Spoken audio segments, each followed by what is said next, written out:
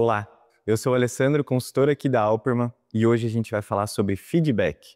Na semana passada, nós falamos sobre empatia e a comunicação não violenta.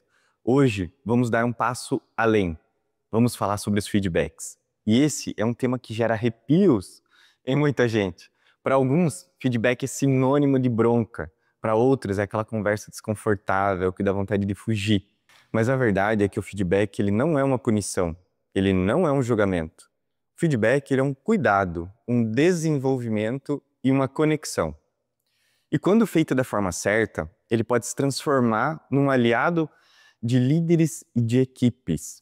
Hoje eu vou te mostrar por que esse feedback ele é tão poderoso e quais são os tipos de feedbacks e seus impactos. Como a comunicação não violenta, ela pode transformar a forma de dar esse retorno.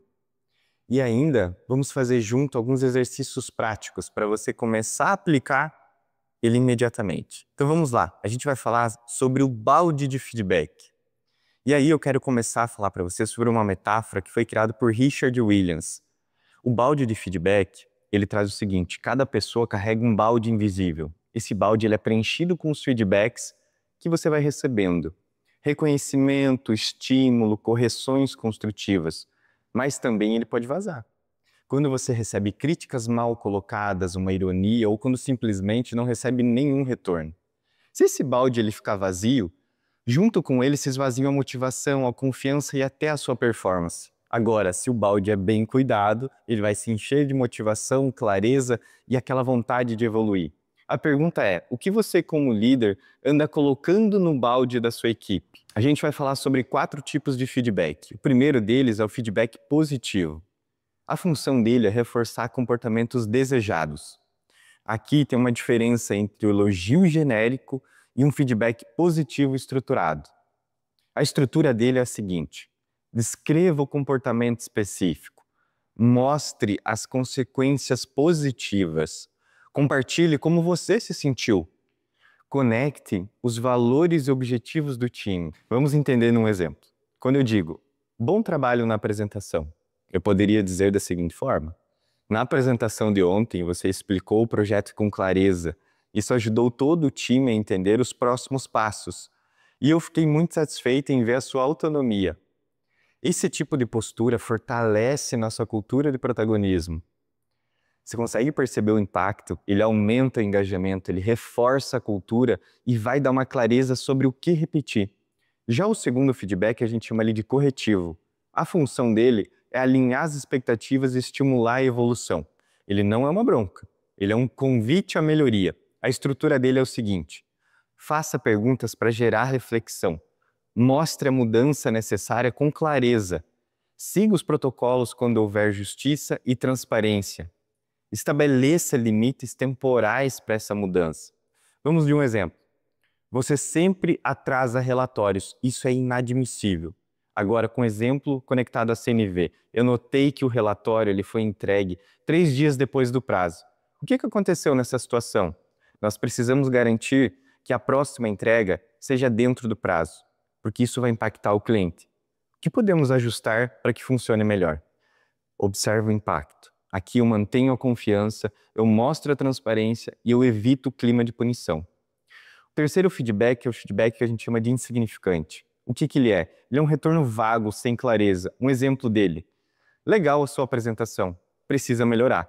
Qual que é a consequência? Insegurança, dúvida e uma superficialidade. Como que a gente evita isso?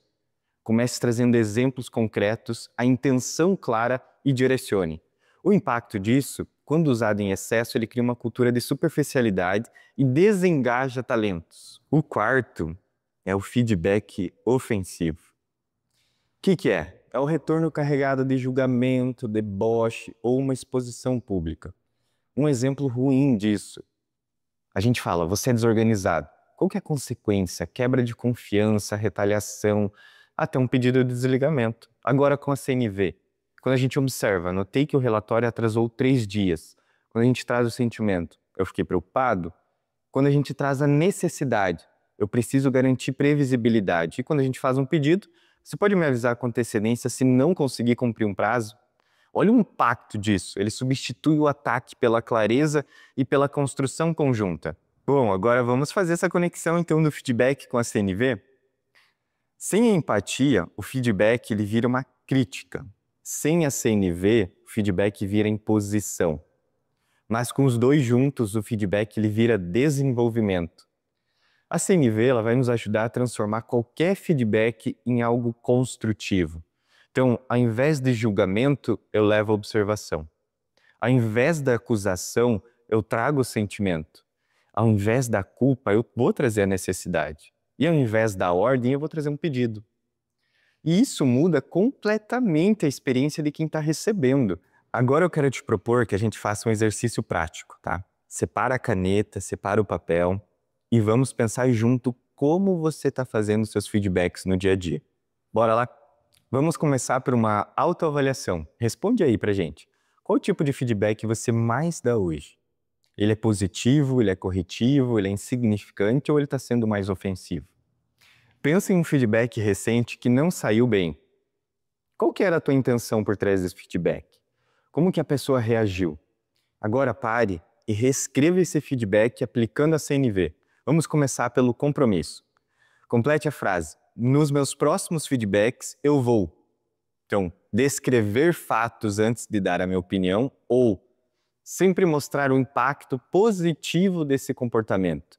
Esse exercício, ele é simples, mas ele é muito poderoso, porque ele transforma o feedback em prática consciente. Para a gente encerrar, eu quero que você leve uma frase.